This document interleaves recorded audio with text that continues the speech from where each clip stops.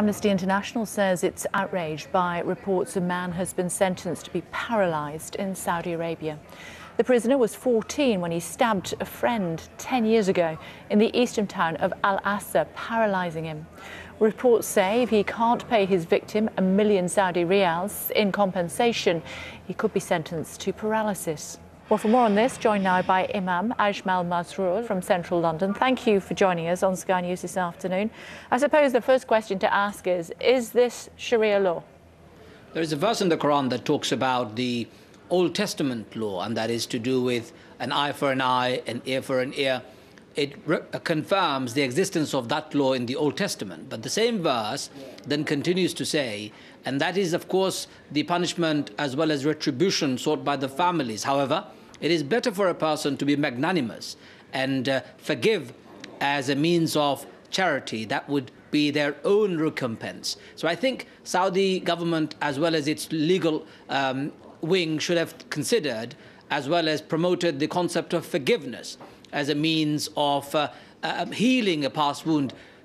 Paralyzing two people is not a gain for anybody.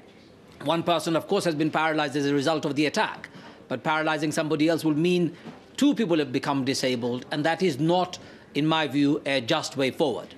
But it is Sharia law. It is in the Old Testament, and that's what the Quran confirms, if that's what you mean. But Quran also says very clearly it is better for you to forgive. So Quran embraces the magnanimous role of the law itself. What do you think Muslims would make of it? Well, Muslims would be rather startled by thinking, well, why has a part of the verse that only confirms an Old Testament that's being handed down, where the Quran actually goes one step further and embraces forgiveness, isn't being encouraged? So Muslims would be very surprised by the one-sided, or at least half of the law that's being implemented.